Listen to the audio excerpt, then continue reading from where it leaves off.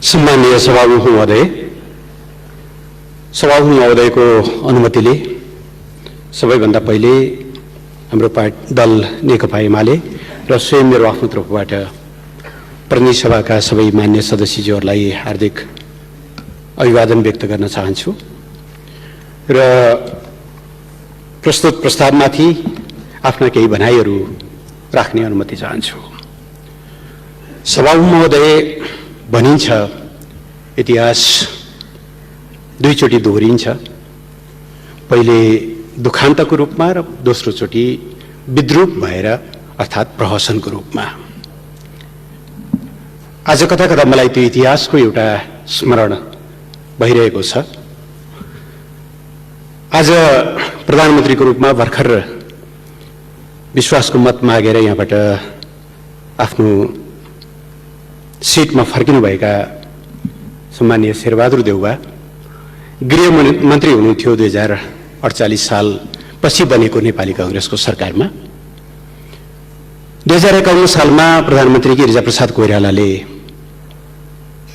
सरकारको नीति र कार्यक्रममाथि मतदान हुने क्रममा, उहाँको पक्षमा मतदान हुने कार्यक्रममा नेपाली कांग्रेसकै 36 जना सांसदहरू अनुपस्थित रहनुभयो र त्यो सरकार ढल्यो।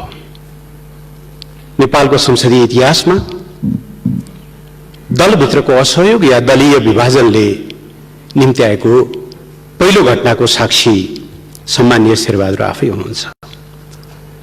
दोस्रो सन्दर्भ आयो 2053 साल फागुनमा, उहाँ मनमोहन अधिकारीको लोकप्रिय सरकारलाई विस्थापन गरेर प्रधानमन्त्री बन्नुभएको थियो।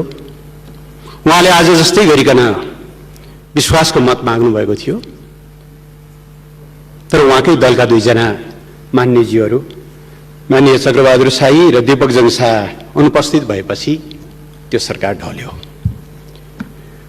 2059 सालमा उहाँ फेरि प्रधानमन्त्री हुनुहुन्थ्यो। संसदमा संकटकाललाई निरन्तरता दिने कि नदिने भन्ने बारेमा छलफल चल्दै थियो, मतलब त्यो एजेन्डा बन्नेवाला थियो। त्यति बेलाको पार्टीको तर्फबाट असहयोग हुन्छ भनेपछि उहाँले प्रतिनिधि सभा विघटन गर्नुभयो 59 जेठमा। चुनाव समयमा हुन सकेन र त्यही चुनाव हुन नसकेको आरोपमा अक्षमताको प्रमाण भिराएर तत्कालीन राजा ज्ञानेन्द्रले उहाँलाई प्रधानमन्त्रीबाट बर्खास्त गरे। मैले इतिहासको सन्दर्भ किन भनेको भने, सम्माननीय सभामुख महोदय, नेपालको प्रजातान्त्रिक आन्दोलनमा, प्रजातन्त्रको इतिहासमा, संसदीय इतिहासमा दलहरूको विभाजनले सरकारहरू गिराउने, लोकतन्त्र कमजोर गर्ने, दल संसदीय व्यवस्थाप्रति, प्रजातन्त्रप्रति वितृष्णा जगाउने एउटा इतिहास स्थापित भएको छ।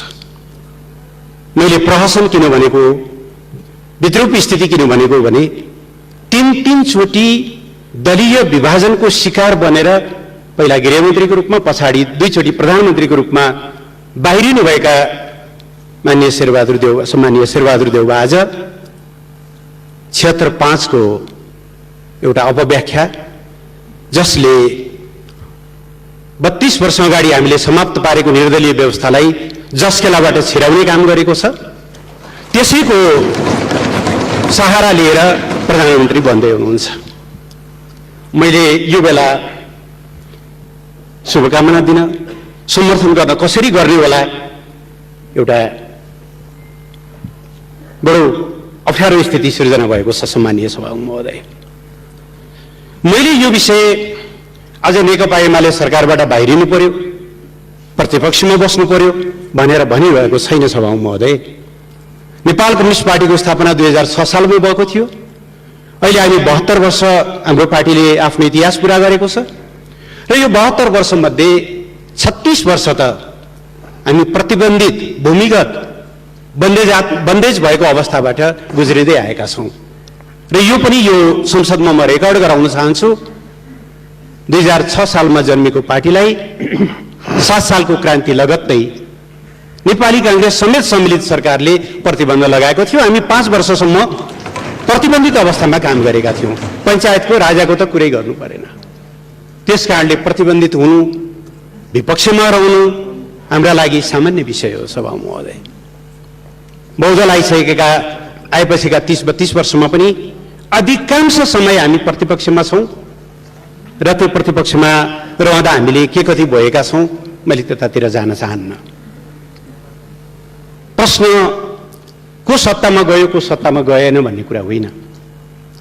प्रश्न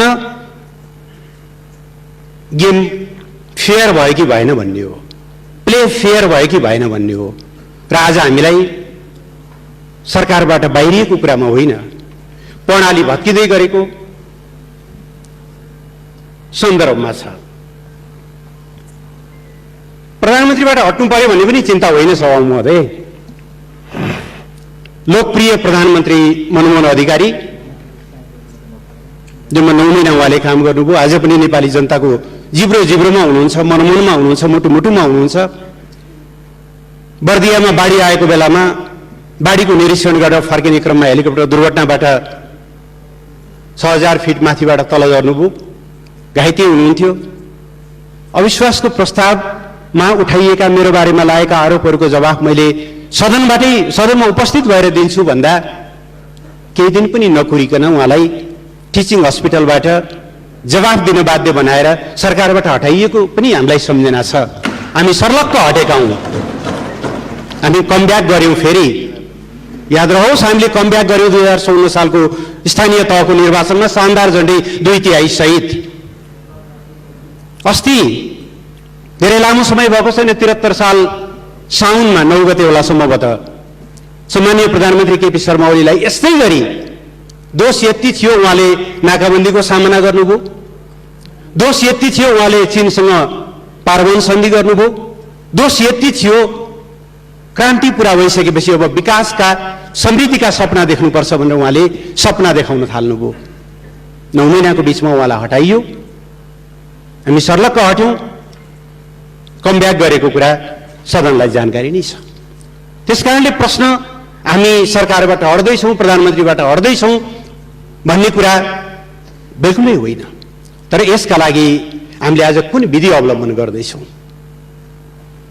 नेकपा एमाले विधिको शासनमा विश्वास गर्छ। संविधानको सर्वोच्चता, विधिको शासन, मानवाधिकार, शक्ति पृथकीकरण हामीले अवलम्बन गरेको जनताको बहुदलीय जनवादका अविभाज्य अङ्गहरू हुन्। कसैले कर गरेर लडाईँ जित्न नसकेर हारेपछि बाध्य भएर स्वीकार गरेका विषय होइन नि, हाम्रा कन्भिक्सनका कुराहरू हुन्। त्यसबाट जतिसुकै अप्रिय होस् हामी सम्मानित सर्वोच्च अदालतका फैसलाहरूलाई मान्छौँ, त्यो कुरालाई स्वीकार गर्छौँ। तर आज हामीलाई चिन्ता सम्मानीय सभा महोदय, लोकतन्त्र अडिएका पिलरहरू खल्बलिन थाले भन्ने कुरामा छ। लोकतन्त्रका पिलरभित्र एउटा महत्त्वपूर्ण पिलर शक्ति पृथकीकरणको सिद्धान्त अर्थात् नियन्त्रण र सन्तुलन हो। कुनै पनि लोकतान्त्रिक प्रणालीले सर्वोच्च अदालतले सिधै प्रधानमन्त्री तोक्ने कुराको कल्पना गर्दैन, अपेक्षा गर्दैन। आज हामी यो विषय राष्ट्रिय राजनीतिमा छिराइरहेका छौँ। धन्यवाद पनि सम्मानीय प्रधानमन्त्रीले दिनुभयो। मलाई एउटा याद भयो, सम्मानीय सभा महोदय, घरिघरि म इतिहासतिर पनि फर्किनेछु। 2061 साल जेठमा होला सम्भवतः सम्मानीय प्रधानमन्त्री शेरबहादुर देउवा राजाबाट प्रधानमन्त्री नियुक्त हुनुभयो। त्योभन्दा अगाडि 59 असोजमा उहाँलाई बर्खास्त गरिएको थियो। त्यति बेला उहाँले भनेको कुरा म सम्झिन्छु, मैले आज श्री 5बाट न्याय पाएँ। श्री 5ले दिनुभएको त्यो न्याय माघ 19मा गएपछि कहाँ गयो हामी सबैलाई थाहा छ। आज इतिहास 5 जना श्रीमानहरूबाट माननीय शेरबहादुर देउवा प्रधानमन्त्री नियुक्त हुनुभएको छ। उति बेला श्री 5, अहिले श्रीमान 5। हाम्रो चिन्ता प्रणालीप्रति हो सभा महोदय। ल एकछिनको निम्ति मान्यौं प्रतिनिधि सभा विघटन गलतै थियो भन्ने हो भने पनि अदालतले सर्लक्क भकुण्डो ल्याएर ल खेलाडी तिमीहरू नै हो सत्ता र प्रतिपक्ष, फल्नाले फाउल गर्यो, ल तिमीहरू आफै यहाँबाट जहाँबाट फाउल भएको थियो त्यही अस्ति भर्खरै हामीले युरो कप देख्यौं, कोपा अमेरिका देख्यौं, रेफ्रीले के गरे जहाँ फाउल भयो त्यहाँ सानो पाउडर छरेर मार्क लगाएर बल त्यही लगाएर त्यहीबाट फ्री किक दिनुपर्ने हो कि के दिनुपर्ने हो, त्यही पेनाल्टी दिनुपर्ने हो, त्यहीबाट दिएको होइन र। हामी कहाँ त कस्तो भयो भनेदेखि रेफ्रीले आफै गोल हानिदिनु भयो, विजेता घोषणा गरिदिनु भयो। चिन्ता यहाँनिर हो, रेफ्रीले हानेको गोलबाट विजयी हुनुभएको छ। तर प्रणाली भत्कियो भने प्रधानमन्त्री त सामान्य प्रधानमन्त्री 4 चोटि यसभन्दा अगाडि नै भइसक्नु भएको, अहिले 5औं चोटि हुनुहुन्छ। कहिलेकाहीँ ठट्टा गरेर हो कि साँच्चै हो भन्नुहुन्छ पनि, ज्योतिषीले त मलाई 7 चोटि हुने भनेका छन् भनेर हुनु पनि होला। तर प्रणालीको कष्टमा, देशको कष्टमा, लोकतन्त्रको कष्टमा कोही प्रधानमन्त्री बन्ने नबन्ने कुरा धेरै महत्त्वपूर्ण हुन्छ जस्तो लाग्दैन। त्यसकारणले यो शक्ति पृथकीकरण जसरी खलबलिएको छ, मलाई ज्यादै चिन्ता छ, हाम्रो दललाई ज्यादै चिन्ता छ। हुँदै जाँदा माननीय न्यायाधीशहरूले के पनि भन्नुभएको छ भनेदेखि कहिलेकाहीँ त्यस्तो पर्छ नि त, मैले थ्रु आउट पढेको छु उहाँहरूको 167-68 पृष्ठ लामो कति, एक ठाउँमा भन्दै जाँदा के भन्नुभएछ भने कहिलेकाहीँ त्यस्तो सिधै अदालतले भनिदिनु पर्ने अवस्था आउन सक्छ। मानिलिउँ कि 76-1 अनुसार कुनै पार्टीले बहुमत प्राप्त गर्यो तर राष्ट्रपतिले नियुक्त गर्नु भएन भने के गर्ने, त्यति बेला अदालतले भनिदिनु परेन? कहाँको परिकल्पना होला यो? यसो गरेर लोकतन्त्र बलियो होला। हामी गाउँघरबाटै आएका छौँ, अधिकांश ओदानमा दाउराले भात पकाएर आएका छौँ। ओदानको एउटा मात्रै खुट्टा भाँचियो या एउटा मात्रै खुट्टा अग्लो या होचो भयो भने सभामुख महोदय कसौडी पल्टिन्छ, अँगेनामा पाक्दै गरेको भात खस्किन्छ। हामीलाई चिन्ता शक्ति पृथकीकरणका ती 3टा पद्धतिहरू भत्किए भन्ने कुरा हो। दोस्रो, हाम्रो चिन्ता निर्वाचनमा जाने कुरालाई अलोकतान्त्रिक भनियो, निरङ्कुश भनियो। कस्तो विडम्बना छ। हामी जनताको प्रतिनिधि नासो दरबारमा बुझाइएको पनि यिनै आँखाले देखेका छौँ। हामी त जनतामा जान्छौँ, काम गर्न अप्ठ्यारो पर्यो जनतामा जान्छौँ भन्दा हामीलाई लाञ्छित गरिएको छ निरङ्कुश भनेर। जनतामा जानु, ताजा जनादेश माग्नु, निरङ्कुश हुने, तर कुनै बेला भएको प्रजातन्त्र चाहिँ टपक्क टिपेर उता लैजाने कुरा चाहिँ लोकतान्त्रिक हुने। यस्तो परिभाषाहरूले हामीलाई कहाँ पुर्याउला? हाम्रो चिन्ता त्यहाँनिर हो। सभामुख महोदय, तेस्रो हामीलाई अति चिन्ताको विषय संविधानको धारा 76(5) को व्याख्यामै हो। संविधान अक्षरहरूको सँगालो मात्रै होइन सभामुख महोदय, संविधान एउटा यस्तो एडिफिस हो जसको शिरदेखि प्रस्तावनादेखि लिएर हाम्रो संविधानको भन्ने भने हामी सार्वभौम सत्ता सम्पन्न नेपाली जनता भन्नेदेखि लिएर तल अनुसूचीको पुच्छारमा रहेका प्रत्येकलाई समग्रतामा राखेर हेर्नुपर्छ। छातीमा हात राखेर भनौँ सभामुख महोदय र सभामुख महोदय मार्फत यो सदनले के कहीँ कतै यो संविधानले हामीलाई निर्दलीय अभ्यास गर्ने छुट दिन्छ? हामी चुनावमा दलको तर्फबाट उम्मेदवारी दिएर जान्छौँ। माननीय शेरबहादुर देउवाले पार्टी सभापतिको हैसियतले उहाँले कसैलाई टिकट दिनुहुन्छ, माननीय केपी शर्मा ओलीले पार्टी अध्यक्षको हैसियतले टिकट दिनुहुन्छ। त्यो टिकट लिएर हामी पार्टीको प्रतिनिधि भएर जनतामा जान्छौँ, घोषणापत्र लिएर जान्छौँ, चुनाव चिन्ह लिएर जान्छौँ। जनताले त्यो चुनाव चिन्ह, त्यो घोषणापत्र, त्यो कार्यक्रम, दलका नीतिहरू लिएर हामीलाई समर्थन या असमर्थन, असहयोग गर्छन्। त्यसका निम्ति तल भयानक लडाईँ भएको हुन्छ। देशका प्रमुख पार्टी हुनुको नाताले कांग्रेस र एमालेको बीचमा चर्को प्रतिस्पर्धा हुन्छ। रुख कि सूर्य भन्ने बारेमा लड्ने त्यसरी, चुनाव जितेर आउने यसरी, सरकार बन्ने बेलामा जो कसैले जहाँ भोट हाले पनि हुन्छ, फ्लोर क्रस गरे पनि हुन्छ, जसले जसलाई भोट दिए पनि हुन्छ, त्यस बापत हुइप लाग्दैन, त्यस बापत कारवाही गर्न पाइँदैन। आज कसैलाई सन्चो होला सभामुख महोदय, यस्तो सन्चो धेरैचोटि हुने गरेको देखेका हौँ हामीले विगतमा पनि। तर यो सन्चो हामीलाई एकछिन प्राप्त भएको सन्चो म रेकर्ड गराउन चाहन्छु। नेपालको लोकतन्त्र भर्खर स्थापित संघीय लोकतान्त्रिक गणतन्त्रका लागि क्रोनिक बन्नेछ, क्यान्सर बन्नेछ, यसले हामीलाई समाप्त पार्नेछ। यसलाई धेरै ग्लोरिफाई नगरौँ। आज एमालेलाई अप्ठ्यारो होला, एमालेका केही साथीहरू दुईतिर बाँडिनु होला, त्यसले एकछिन क्षणिक रूपमा कसैलाई जित हार होला। प्रश्न हामीलाई त्यहाँ पनि छैन। 15 सालमा 4 सिट लिएर लडेको नेकपा हो। केही साथीहरू तलमाथि हुँदैमा हामी त्यसमा पनि चिन्तित छैनौँ। तर प्रणाली, बहुदलीय व्यवस्था, यो दलीय प्रणाली कमजोर भयो भने अब मान्छे 76-2 अनुसारको मिलिजुली सरकारमा किन बसिरहन्छ सभामुख महोदय?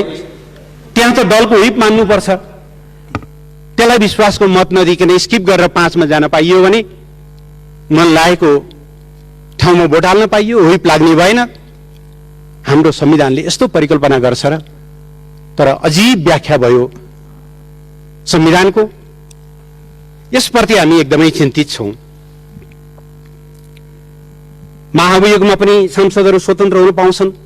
सभामुख महोदय, संविधानले को मान्छे प्रधानमन्त्री बन्न पाउने, को प्रधानमन्त्री बन्न नपाउने भनेर प्रष्ट व्याख्या गरेको छ। तर सम्मानित सर्वोच्च अदालतले संविधानको त्यो प्रतिनिधि सभाको हरेक सदस्य यदि उनलाई दलको समर्थन छ या दलहरूको समर्थन छ भने प्रधानमन्त्रीको योग्य उम्मेदवार हो, हुन पाउँछ। यदि उसमा फौजदारी अभियोग लागेको छैन, नैतिक पतन देखिएको छैन आदि इत्यादि भने। तर 76-3 अनुसार विश्वासको मत नलिएको प्रधानमन्त्रीले 5 मा गएर क्यान्डिडेटै हुनु पाउँदैन। यो संविधान संशोधन होइन र सभामुख महोदय? अदालतलाई संविधान संशोधन गर्न हो र हामीले भनेको? संविधानको त व्याख्या गर्ने पो भनेको हो। धेरै गम्भीर प्रश्नहरू उत्पन्न भएका छन्। सभामुख महोदय, म फेरि दोहोऱ्याएर भन्छु, हामी यी प्रश्नहरू सरकारबाट बाहिरिनु परेका कारणले गर्दै छैनौँ। 36 वर्ष बाहिरिएका थियौँ, प्रतिबन्धित अवस्थामा थियौँ, 20औं वर्ष प्रतिपक्षमा थियौँ, अरू केही वर्ष प्रतिपक्षमा बस्नु पर्ला। किनभने हाम्रा निम्ति जनता सर्वोच्च अदालत हुन्, हाम्रा निम्ति जनता सर्वोच्च भगवान हुन्। जनताको विश्वास भएसम्म हामीलाई कसैले बहिर्गमित गर्न सक्दैन। हामीलाई आज पनि विश्वास छ, प्रत्येक चोटि जब जनताले कोरोनाको खोप लगाउनेछन् यो सरकारलाई सम्झिनेछन्। किनभने 1,61,00,000 मात्रा खोप हामीले सुनिश्चित गरेका छौँ। जब प्रत्येक नागरिकले 72 सालको भूकम्पमा भत्किएका घर महिनौं वर्षौंसम्म बाहिर बस्नु पर्दा त्यो अवस्थाबाट अहिले सुरक्षित घरमा फर्केका छन् 8 लाख परिवार। उनीहरूले धन्यवाद केपी ओली भन्ने छन्। बाराका, पर्साका टोर्नाडो पीडित नागरिकहरूले भन्ने छन् 869 घर परिवारलाई, जसलाई हामीले 5 महिनाको बीचमा घर बनाएर, सुरक्षित घर बनाएर दियौं। उहाँहरूले सम्झिनेछन्। सुन्दरा आसपास धरहरा हेर्दै, दाहिनेपट्टि रानी पोखरी हेर्दै, चुच्चे नक्सा हेर्दै, सगरमाथाको बढेको 8,848.86 मिटर उचाइ हेर्दै सरकारलाई जनताले सम्झिरहनेछन्। हामीलाई त्यो कुरामा पीर छैन। 8,848.86 लिम्पियाजुरा, लिपुलेक र कालापानी, जसको बारेमा उच्चारणसम्म विगतमा गर्न सकिँदैन थियो, जसको बारेमा यहाँ आएका प्रस्तावहरूलाई अनेकौं जालजेल गरेर चाहिँ त्यो आउने काम गरिएको थियो, ती कुराहरूमा जनताले सम्झिनेछन्। त्यसकारणले हामीलाई बाहिर जानु पर्यो भन्ने कुरामा होइन।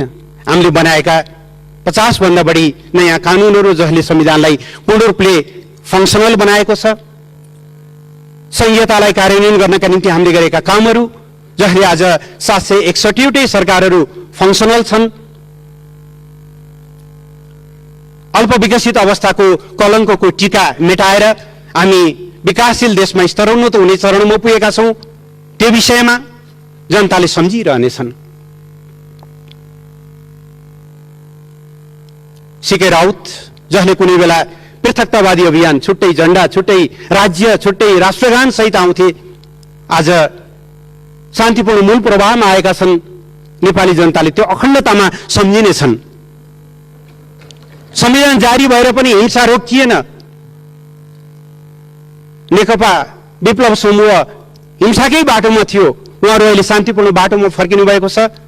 हिजो संविधानप्रति असहमत, संविधानको विरोध गर्ने सबै साथीहरू अहिले संविधानको रक्षामा उभिनु भएको छ।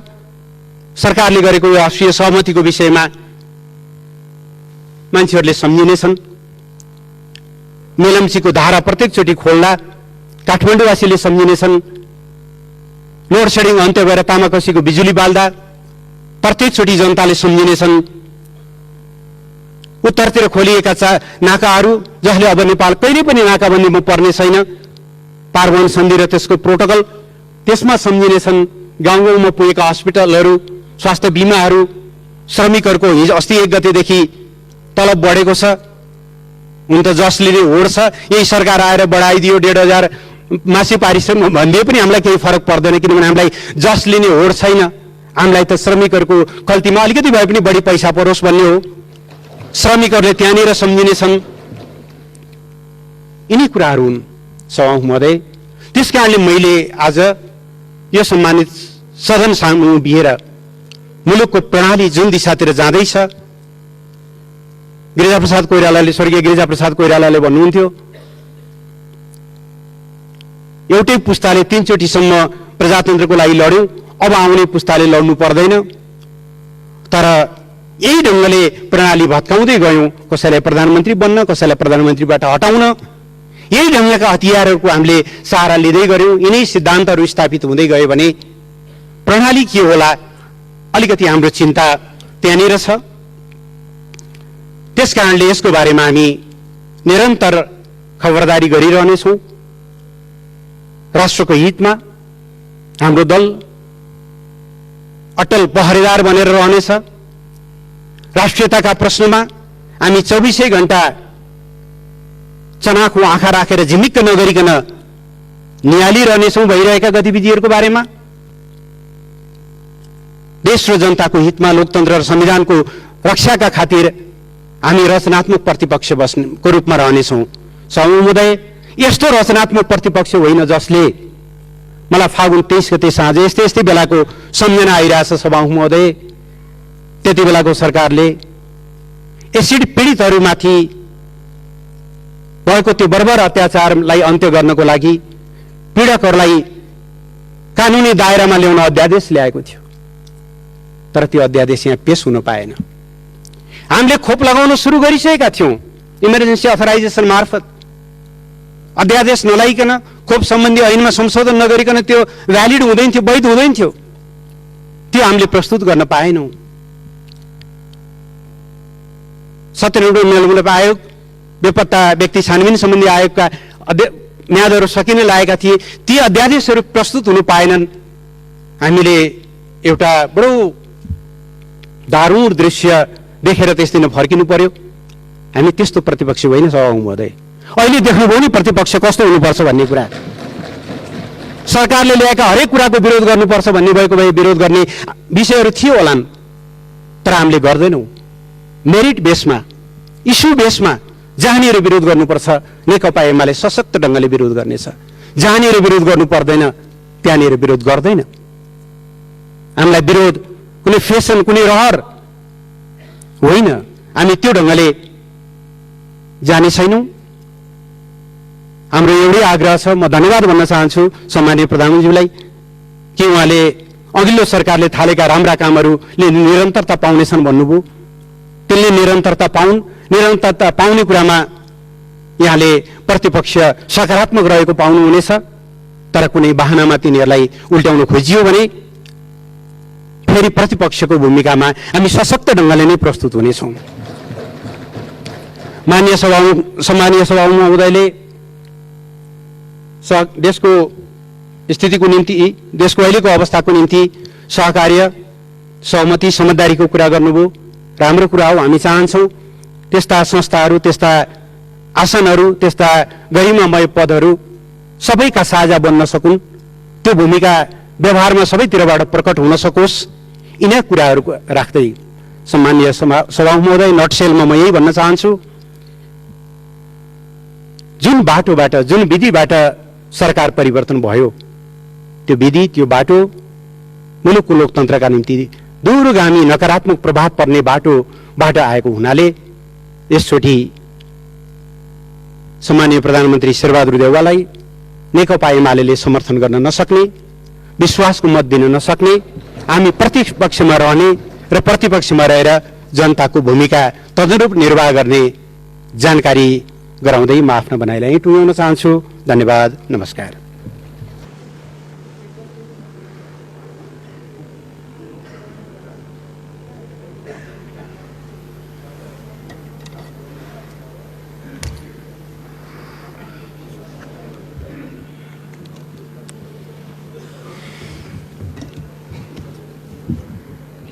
सम्माननीय सभामुख महोदय, म नेपाली कांग्रेसका सभापति तथा सम्माननीय प्रधानमन्त्री शेरबहादुर देउवाले भर्खरै राख्नु भएको विश्वासको मतको प्रस्तावको पक्षमा नेकपा माओवादी केन्द्रको संसदीय दलको समर्थन रहेको कुरा जनाउन यहाँ उपस्थित भएको छ।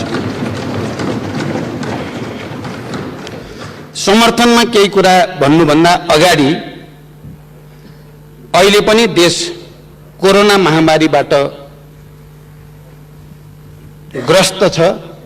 म ती हजारौं नेपाली नागरिकहरू जसको मृत्यु भएको छ कोरोनाको कारणले, उनीहरूप्रति हार्दिक श्रद्धाञ्जली व्यक्त गर्न चाहन्छु। सबै संक्रमितहरू जो अस्पतालमा या घरमा आइसोलेसनमा हुनुहुन्छ सबैको शीघ्र स्वास्थ्य लाभको कामना गर्न चाहन्छु। त्यसैगरी अहिले बर्खायाम छ, बाढी पहिरोको कारणले पनि धेरै नेपालीहरूको ज्यान गएको छ, उनीहरूप्रति पनि श्रद्धा व्यक्त गर्न चाहन्छु र ती सबै मृतकका शोक सन्तप्त परिवारहरूप्रति हार्दिक समवेदना व्यक्त गर्न चाहन्छु हाम्रो दलको तर्फबाट र घाइतेहरूको शीघ्र स्वास्थ्य लाभको कामना गर्न चाहन्छु। अब विषयमा थोरै भन्दा, किनभने हुन त मलाई यहाँ 8-10 मिनट 15 मिनटमा कुरा सक्ने भनिएको छ, तर बहस जसरी उठ्यो केही कुरा भन्नुपर्ने जस्तो पनि लागेको छ। त्यसले फेरि लामो गर्न सम्भव पनि छैन। सायद अर्को मञ्चमा हामीले विस्तारपूर्वक छलफल गर्न पनि पाउनेछौँ, त्यसकारण हतारै गर्नुपर्ने पनि मलाई लागेको छैन। तैपनि हामी बडो विचित्रको अनुभव, राजनैतिक अनुभवबाट गुज्रिन बाध्य भएका छौँ। संविधान सभाबाट संविधान हामीले मिलेर बनायौँ, निरङ्कुशताका विरुद्ध आन्दोलन हामीले मिलेर गर्यौँ, निर्वाचन हामीले मिलेर लड्यौँ, प्रतिस्पर्धा पनि गर्यौँ र एउटा सपना, एउटा परिकल्पना हामीले गरेका थियौँ। तर अहिले 5 वर्ष नपुग्दै दुई पटक संसद विघटन अनि फेरि अदालतबाट संसद पुनर्स्थापनाको नेपालको इतिहासमा सायद यस्तै अनुभव त पहिलाको छैन। हुन त एकजना मान्नेले विगतका थुप्रै विघटनका अनुभवहरू तिता मिठा रहेको कुरा बताउनु भयो, तर यस्तो अनुभव यस्तै किसिमको त थिएन। 2/3 बहुमतको प्रधानमन्त्रीले आफ्नो बहुमत हुँदै पटक पटक संसद विघटन गर्ने र देशलाई दुर्घटनामा धकेल्ने त पहिलो पटक नै नेपालको इतिहासमा भएको हो। यो विडम्बना आज मैले चाहिँ यो सम्मानित सदन अगाडि मैले बोल्नु पर्दा, जसले गठबन्धनबाट एउटा राजनीतिक स्थायित्व होला देशमा भन्ठान्यो र प्रस्ताव लिएर गयो, त्यो मान्छेले बोल्नु पर्दा, पार्टी एकता गरौँ र देशमा लेफ्टहरूको राम्रो जनाधार छ, ठुलो उभार आउला र विकास समृद्धितिर देश लान सकिएला भनेर एकताको प्रस्ताव राख्ने मान्छेले आज उभिएर यो सदन दोस्रो पटक पुनर्स्थापित भएको सदनको अगाडि उभिँदा अब मेरो अनुभूति के होला? मलाई लाग्छ मान्य सदस्यहरूले गहिरो गरी विचार गर्नुभयो भने त्यसलाई बुझ्न सक्नुहुन्छ भन्ने मलाई लाग्छ। यस्तो दुर्दशा यति छिटो देख्न पर्ला भनेको भए मैले किन गठबन्धनको प्रस्ताव लान्थेँ होला किन पार्टी एकताको प्रस्ताव लान्थे होला? त्यसकारण मैले यहाँ अहिले पनि त्यति स्वाभाविक लागिराखेका छैन यो बीचका घटनाक्रमहरू पनि। म विषयमा दुई चारवटा कुरा भन्नुभन्दा अगाडि नै के भन्न चाहन्छु भने अस्ति प्रधानमन्त्रीको शपथ ग्रहण कार्यक्रम या नियुक्तिको प्रक्रियाभित्र हामी राष्ट्रपति भवनमा राष्ट्रपति कार्यालयमा चाहिँ केही अस्वाभाविक खालका परिघटना भए। मैले खालि ध्यानाकर्षण मात्रै गराउन चाहन्छु।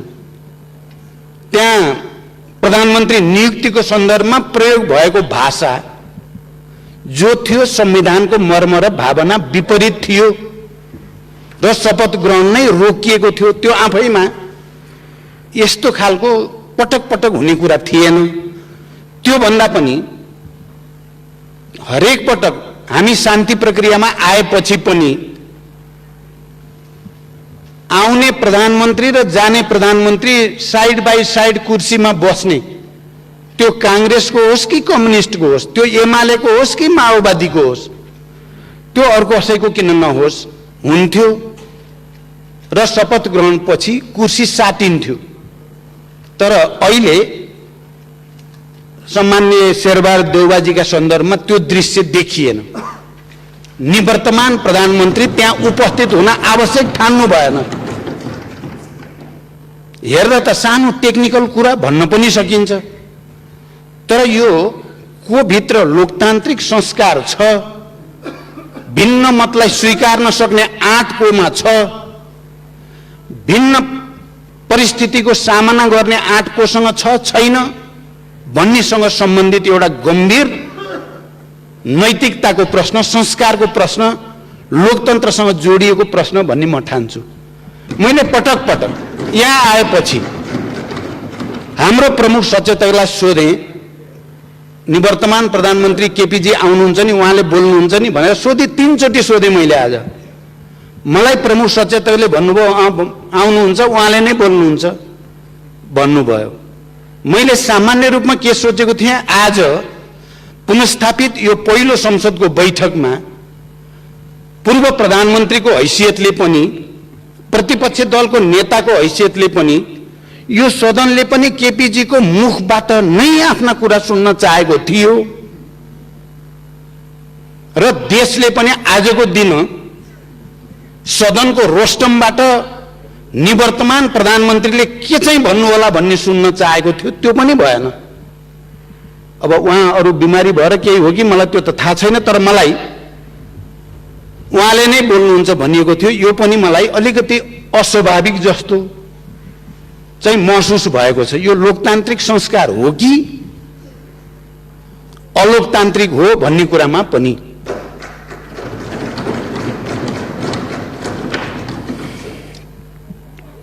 भनिन्छ के भने तर्क त धेरै गर्न सकिन्छ, तर धेरै तर्कलाई एउटै तथ्यले चाहिँ राम्रैसँग खण्डन गर्न सक्छ पनि भनिन्छ। अहिले अघि प्रतिपक्षको तर्फबाट मान्य सदस्यले जे जति कुरा राख्नुभयो, हामी त्यही पार्टीको नेतृत्वमा नबसेको हुन्थ्यौं भने त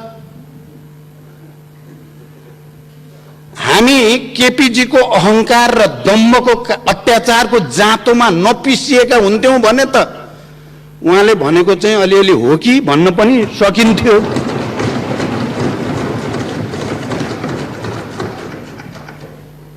मनोगतवाद, अहंकारवाद, व्यक्तिवाद, चरम महत्वाकांक्षा, छल कपट जाल झेल भन्ने एउटा गर्ने अर्को, त्यसको साक्षी हामी हुँदैनथ्यौं भने त यो देशमा उहाँले चाहिँ उल्टा पाल्टा सुल्टा कुरा गरेर नि होला होला भन्थे होला। तर हामी यहाँ जिउँदै छौं र उपस्थित छौं के यही चल्दैन, त्यस्ता झुटा कुरा चल्दैन। अब त नेपाली जनताले राम्रो बुझेको छ, भ्रष्टाचार गर्दिन, गर्न पनि दिन्न। के को लागि त भ्रष्टाचारको ढाकछोप गर्नको लागि वाक्य रहेछ प्रधानमन्त्रीको भन्ने कुरा जनताले बुझिसके। त्यो पनि चल्दैन। लोकतन्त्रको कुरा। म अरू कुरा लामो व्याख्यातिर जान बिल्कुल चाहेको छैन सभामुख महोदय। लोकतन्त्रको कुरा गर्दा पहिलोचोटि संसद विघटन गर्दा उहाँले भनेको कुरा के हो त? केपीजीले भनेको कुरा के थियो भने पार्टीभित्र मलाई काम गर्न दिएन त्यसकारण विघटन गरे। सबैले सुन्नु भएको छ? पार्टीभित्र काम गर्न नदिएको हुनाले संसद विघटन गर्न पाइन्छ?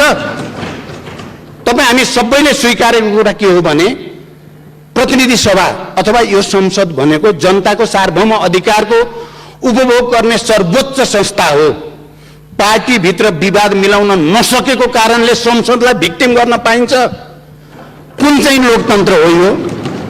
कुन चाहिँ लोकतान्त्रिक संस्कार हो यो? पार्टीभित्र विवाद हुँदा पार्टीको मेजोरिटीलाई स्वीकार गर्न नसक्ने, मेजोरिटीलाई जबरजस्ती सत्ताको बलमा त्यसलाई खिच्न खोज्ने चाहिँ कुन चाहिँ लोकतान्त्रिक संस्कार हो? त्यो पनि छोडिदिउँ। संसद अघि मान्य गेवालीजीले भनेको कुरातिर म थोरै मात्रै जान चाहन्छु। उहाँले विगतको थुप्रै अनुभव बताउनु भयो।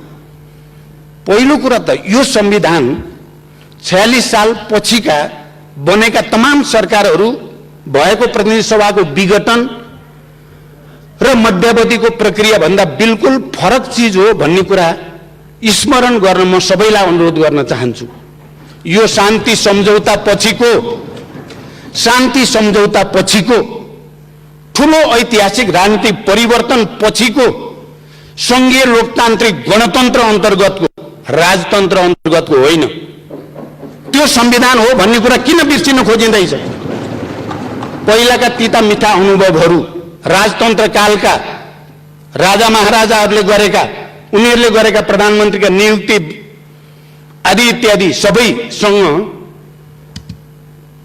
शान्ति सम्झौतापछि संघीय लोकतान्त्रिक गणतन्त्रपछि संविधान सभापछि बनेको संविधानको जस्ताको तत्त्व तुलना हुनै सक्दैन। यो अर्कै चिज।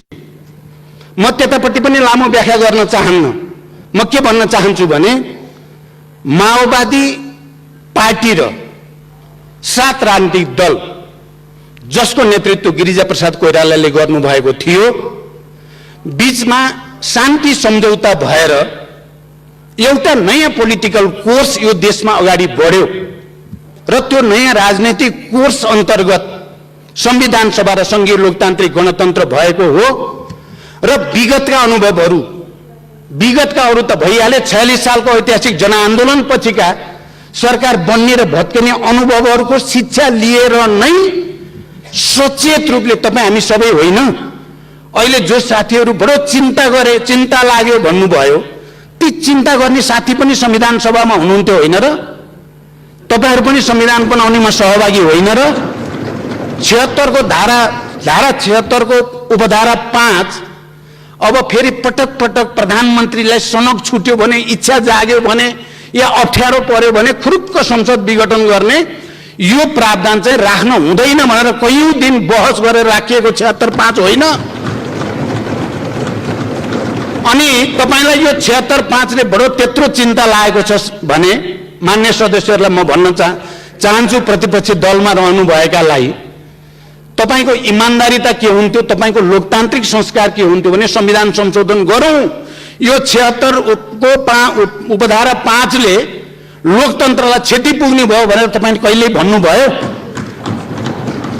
अनि तपाई त्यसको रिसले संसद विघटन गर्दै हिँड्ने, सार्वभौम संस्थालाई निर्मम तरिकाले प्रहार गर्दै हिँड्ने, जनताको मन मुटुमा छुरा रोपे जस्तो गरिकन जनताले चुनेका प्रतिनिधिहरूलाई हत्या गर्दै हिँड्ने, म राजनीतिक भाषामा भनेको हत्या हो, यसलाई फेरि अर्को अर्थमा नलियोस्। अनि अहिले आएर 76(5) लाई दोष दिएर लोकतन्त्र जान लाग्यो, प्रणाली बर्बाद भयो भनेर गोहीको आँसु चुहाएर दुनिया कसैले पताउँछ तपाईलाई? किन पत्याउने तपाईलाई? बार बार विघटन गरेर लोकतन्त्रको चाहिँ निर्मम हत्या गर्ने अनि चाहिँ बडो चिन्ता, प्रणालीको चिन्ता। 76(5) के हो? 76(5) सार्वभौम यो प्रतिनिधि सभाको विशेषाधिकार हो। त्यो पार्टी भन्दा माथि जनताको सार्वभौम अधिकारको संरक्षण गर्नको लागि प्रतिनिधि सभालाई दिएको विशेषाधिकार हो। त्यो त्यसको प्रयोग हुँदा तपाईहरुलाई त्यत्रो चिन्ता?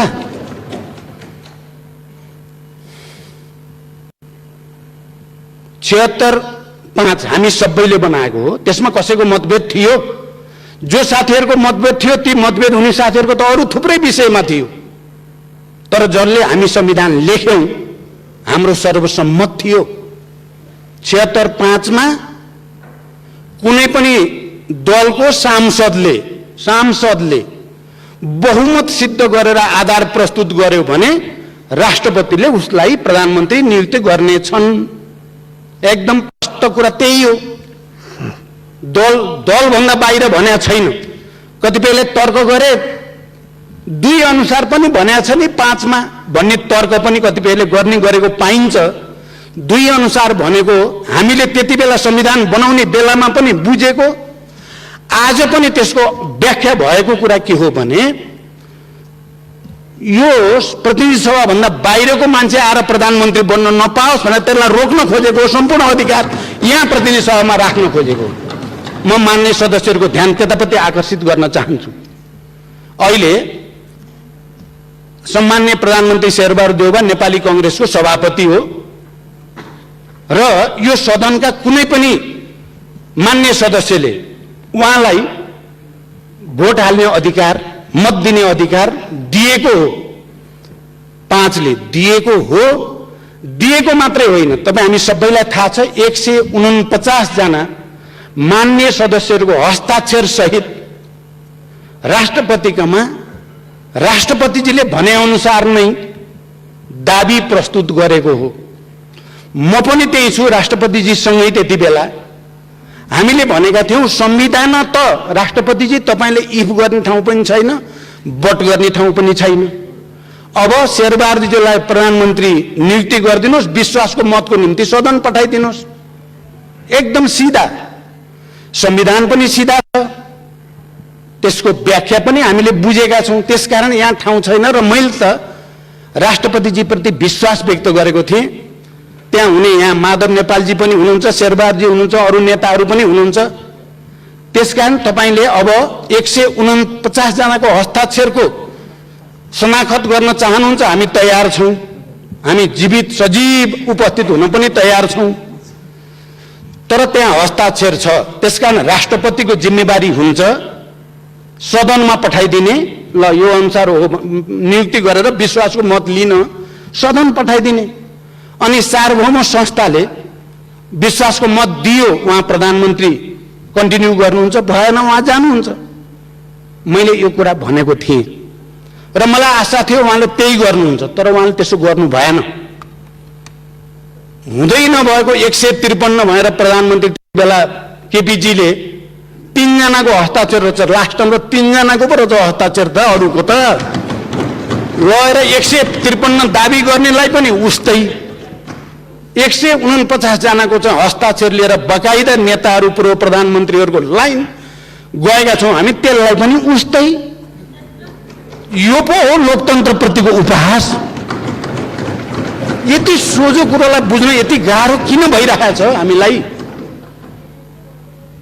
त्यसकारण अहिले हामीले नै होइन र तपाई हामी सबैले सर्वसम्मत रूपमा संविधानको अन्तिम व्याख्या त सर्वोच्च अदालत हुनेछ।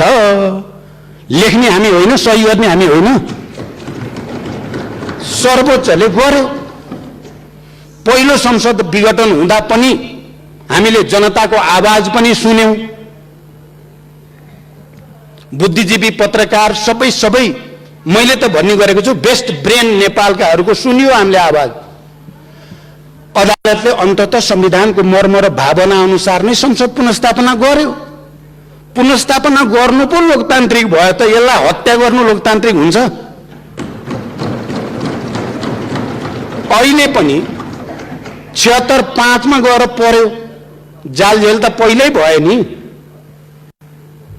3 को प्रधानमन्त्रीले 4 मा चाहिँ आफैले मार्ग प्रशस्त गर्छु भनेर 5 मा फेरि लास्टमा दाबी गरेर रातारात संसद विघटन गर्ने लोकतन्त्र।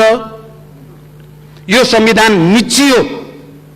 लोकतन्त्र मिचियो भन्ने चाहिँ फेरि अराजक प्रणालीविहीन, यो मिल्ने कुरा हो र यो कहाँ मिल्यो क्या? कुराको तालमेल तारतम्य त मिल्नु पर्यो नि कहीँ न कहीँ। अनि अदालतले 76 अस्ति हाम्रो राष्ट्रपति कार्यालयमा छलफल हुँदा पनि यही विषय भएको थियो। 76(5) अनुसार 149 जनाको हस्ताक्षर लिएर गएपछि शेरबहादुरजीलाई प्रधानमन्त्री नियुक्ति नगर्नु पो संविधान विरोधी काम भयो, लोकतन्त्र विरोधी काम भयो। अदालतले नियुक्ति गरे होइन शेरबहादुरलाई, 76(5) को व्याख्या गरे हो। एकदम क्लियर होस्, 76(5) को व्याख्या गरिदियो। 76(5) सबै मान्य सदस्य, तपाईँ हामी सबैलाई विवेक प्रयोग गर्ने विशेषाधिकार हो। यो संविधानले दिएको, संघीय लोकतान्त्रिक गणतन्त्रको संविधानले संसदलाई दिएको, सांसदहरूलाई दिएको विवेक प्रयोग गरेर भए पनि अकालमा मृत्यु हुनुबाट संसदलाई बचाऊ भने होइन। अनि बचायो, सिधा छ कुरा। यहाँ हाय तौबा गर्नुपर्ने म त कहीँ कुरा देख्दिनँ। म फेरि हाम्रो प्रतिपक्षी साथीहरूलाई ल निर्दलीय हुने भयो, कत्रो चिन्ता हो। निर्दलीय किन बनायो हामीले? निर्दलीय संविधान उपधारा 5 किन राखे हामीले? अनि सबै ठाउँमा हुइप नलाग्ने भन्या छ र? जुन ठाउँमा प्रतिनिधि सभाका सदस्यहरूलाई आफ्नो अन्तरात्माको आवाज सुन, प्रतिनिधि सभा बचाऊ, संविधान बचाऊ भनेर अधिकार दियो, त्यो अधिकार प्रयोग गर्ने चाहिँ निर्दलीय, त्यो अधिकारलाई कुण्ठित गर्न चाहिँ दलीय। कसरी मिल्छ यो कुरा? मैले कहीँ कतै छेउटुप्पो देख्दिनँ। अहिले भन्दै जाँदा एउटा वाक्य प्रयोग गर्नु मलाई छ्यास्स चाहिँ बिज्यो। म यो कुरा पनि भन्न चाहन्छु, युद्धमा जित्न नसकेर हारेर आएर लोकतन्त्र मानेका हामी होइनौँ भन्नुभयो क्या उहाँले, मान्य गेवालीजीले। मलाई र शान्ति सम्झौताका सहयात्री सबैलाई चित्त दुख्ने कुरा हो भन्ने लागेको छ यो कुरा। उहाँले त बडो हल्का ढङ्गले भनिदिनु भयो। तपाईँ नेकपा एमालेको त्यति बेलाको तिनै नेता मध्ये होइन जो माओवादी आन्दोलनका नेताहरू, यहाँ बाबुरामजी यहीँ हुनुहुन्छ, हामी यहाँ सबै नेताहरू कमान्डरहरू हामी यहीँ छौँ। पटक पटक कहिले रोल्पामा, कहिले काठमाडौँमा, कहिले कहाँ भूमिगत रूपले माओवादीसँग संविधान सभामा गणतन्त्रमा सहमति गरौँ भन्न आउने तपाईँहरू नै होइन? अहिले तपाईँ पनि हुनुहुन्थ्यो नि त एकचोटि युद्धमा, टाउको काट्नेमा तपाईँ हुनुहुन्थेन र? मलाई किन भन्न बाध्य पार्नुभयो तपाईँले? तपाईँले भन्न के खोजेको? शान्ति सम्झौता गलत थियो भन्न खोजे हो या माओवादीले लोकतन्त्रको पक्ष लिन हुन्न भन्न खोजे हो? क्या हो? माओवादीले चाहिँ संविधानको पक्षमा बोल्न हुन्न, बरु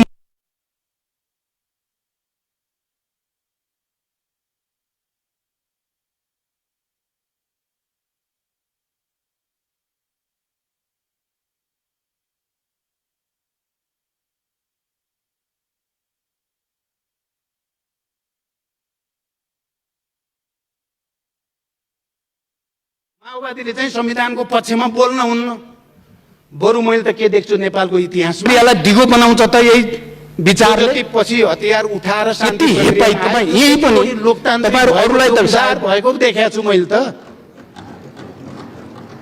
अनि तपाईँले माओवादीलाई चाहिँ लोकतन्त्रको कुरा गर्नु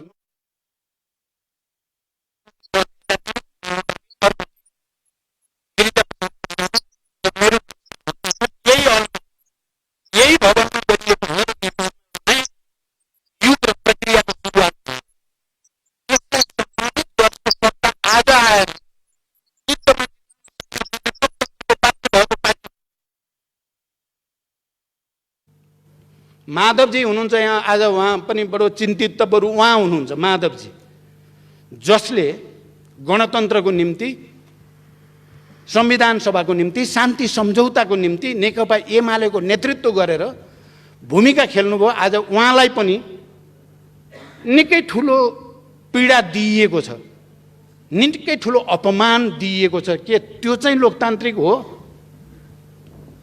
जसलाई सम्मान गर्नुपर्ने हो उसलाई अपमानित गर्ने चाहिँ लोकतन्त्र हुन्छ? त्यसैकारण मैले नि भन्छु, यहाँ चाहे नेपाली कांग्रेसले 7 सालमा हतियार उठायो, 17 सालपछि पनि उठाएको हो। नेकपा एमालेको पृष्ठभूमि पनि हतियार उठाएकै पृष्ठभूमि हो। अनि तपाईहरू चाहिँ लोकतान्त्रिक हुन पाउने, अलि अगाडि आएको हुनाले पाउने, माओवादी चाहिँ नपाउने भन्ने हुन्छ? के तर्क हो यो? क्या सानो तर्क देखिन्छ, तर त्यो भित्र धेरै गहिरो कुरा छ।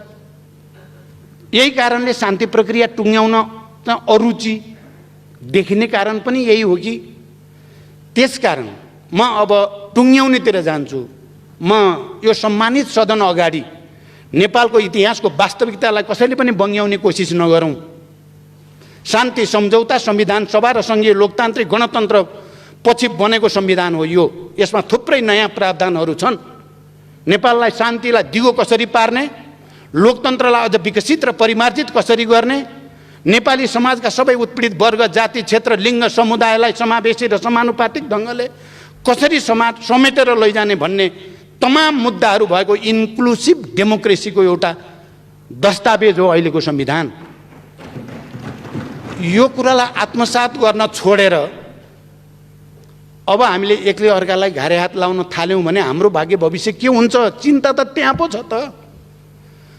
म सम्मानित सर्वोच्च अदालतलाई आभार सहित धन्यवाद भन्न चाहन्छु।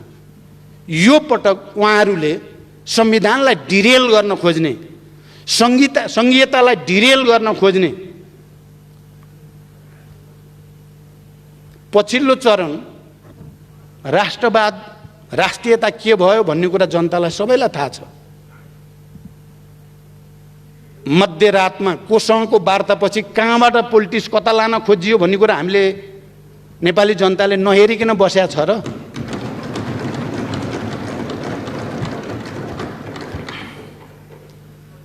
पटक पटक कम्युनिस्ट आन्दोलनलाई एकताबद्ध गर्ने, पार्टीलाई एकताबद्ध गर्ने, उदारतापूर्वक तपाईँ 5 वर्ष चलाउनुहोस्, पार्टी चाहिँ गडबड नगरौँ भन्ने माथि निर्मम ढङ्गले प्रहार गर्ने प्रवृत्ति कसरी लोकतान्त्रिक हुन सक्छ? त्यसकारण अब भन्न थाल्यो भने धेरै नै हुन्छ। तर कुरा के हो भने सर्वोच्च अदालतले नेपालको संविधानको रक्षा गर्ने, यो प्रतिनिधि सभालाई फेरि एकचोटि जीवन्त बनाउने जुन व्याख्या गर्यो, हामी सबैले आभार व्यक्त गर्नुपर्दछ। र विवेकको मत प्रयोग गर्ने यो धारामा म प्रतिपक्षका साथीहरूलाई पनि एकचोटि ठन्डा दिमागले विचार गर्न, साँच्चै विवेकको प्रयोग गरेर, मलाई लाग्छ तपाईँहरूमध्ये धेरै जसोलाई यो संसद पुनर्स्थापना भएकोमा आनन्द भएको छ। मैले बुझ्छु नि, मैले नबुझ्ने होइन नि कुरा, थाहा छ नि मलाई। आनन्द भएको छ, फेरि पुनर्स्थापना बल्ल बचियो। त्यो अन्तरात्माको आवाज बोलिदिनुहोस् आज, र सबै मिलेर शेरबहादुरजीलाई विवेकको मत प्रयोग गरेर प्रधानमन्त्रीमा समर्थन गरिदिउँ। एउटा एकताको, सहकार्यको एउटा नयाँ युगको सुरुवात आजकै दिनबाट हुन सक्छ। त्यो ठुलो छाती हामीले गर्न केले रोक्छ? सभामुख महोदय, त्यसकारण मैले त उहिले शान्ति प्रक्रियामा आउँदा हाम्रो नेतृत्वको सिङ्गै टिमले अब यो देशले योभन्दा बढी धान्दैन, अब जानुपर्छ भनेर एकपटक होइन, 2 पटक होइन, सबभन्दा बढी तत्कालीन नेकपा एमालेका नेताहरूसँग, मुख्यतः माधव कुमार नेपालसँग भएका पटक पटक वार्ताले शान्तिको वातावरण बन्यो। म एमालेका नेता तमाम कार्यकर्ताहरूलाई धन्यवाद भन्न चाहन्छु। र गिरिजा प्रसाद कोइरालासँग पटक पटक भएका वार्ताले 12 बुँदे समझदारीको आधार बन्यो। नबिर्सौँ हामी इतिहासको यो सच्चाइलाई। कसले कति त्याग गरेर यो बनेको हो भन्दा सबै नेपालीहरूले जनयुद्ध र जनआन्दोलनमा गरेको त्यागको परिणाम हो यो। हजारौं शहीदहरू, बेपत्ताहरू, घाइते अपाङ्गहरूको बलिदानबाट जन्मिएको हो यो, नबिर्सौँ। म त के ठान्छु भने माओवादी केही पनि होइन, यसलाई अब मिचिदिए हुन्छ भन्ठानेका केही साथीहरूले। माओवादी चाहिँ अब विभाजित पनि भएको छ, यसको ओज ताप पनि घट्या छ, त्यसकारण यसलाई किचिदिए हुन्छ भन्ने लाग्यो क्या हाम्रो साथीलाई। मैले त पटक पटक भन्थेँ आगोसँग खेल्ने काम चाहिँ त्यति राम्रो हुँदैन। त्यो राम्रोसँग यो आगोलाई एउटा इनर्जीमा परिणत गर्नेतिर ल्याइएको छ। अहिले तपाईँहरूले हेर्नुभयो भने यसलाई हेप्न थाल्नुभयो, अपमानित गर्न थाल्नुभयो भने आगो फेरि सल्किन सक्छ। त्यो बुद्धितिर हामी कोही नजाउँ। मैले के भन्छु भने मान्य ओलीजी निवर्तमान प्रधानमन्त्री यहाँ हुनु भएन, उहाँले सुनिराख्नु भएको होला। व्यक्तिगत अहङ्कार र दम्बले इतिहास निर्माण हुँदैन। बनेको इतिहासलाई तपाईँले जबरजस्ती आफ्नो व्यक्तिवादी चरित्रले चाहिँ निमिट्यान्न पार्छु भन्ने ठान्नु भएको भने तपाईँले ब्लन्डर गर्नुभएको, त्यसको फल भोग्दै हुनुहुन्छ, भोग्दै जानुहुन्छ अझै।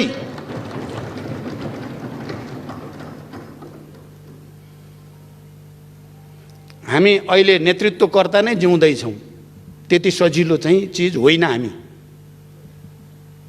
तपाईँले माइनस गर्न खोजेर, अपमानित गर्न खोजेर अनि यिनीहरू निमोठिन्छन् भन्ने ठानिएको भने नेपाली जनताको अझ उत्पीडित वर्ग, जाति, क्षेत्र, लिङ्ग, समुदाय, समावेशी सबैका आवाजहरूको प्रतिनिधित्व हो हामी। त्यसकारण म विनम्रतापूर्वक हामी सबै मिलेर बनाएको संविधान, हामी सबै मिलेर गरेको आन्दोलन, हामी सबै मिलेर गरेको निर्वाचन, त्यसबाट हामीले सहकार्यको एउटा नयाँ यात्रा सुरु गर्ने भनेको कुरालाई सबैले गहिरो गरी ध्यान दिउँ। सबैले आफ्नो आफ्नो अन्तरात्मामा फर्केर हेरौँ, कसले कति त्याग गर्यो, कसले कति जाल झेल गर्यो, कसले अन्तरात्माको आवाज बोलेको छ, कसले जाल झेल र फट्याइ बोलेको छ भन्ने कुरा इतिहासले र नेपाली जनताले भोलि न्याय गर्नेछन् भन्ने विश्वाससहित फेरि एकचोटि यो परिवर्तनको निम्ति ज्यान गुमाउने सबैप्रति श्रद्धाञ्जली र सम्मान व्यक्त गर्दै म आफ्नो भनाइ टुङ्ग्याउँछु। धन्यवाद।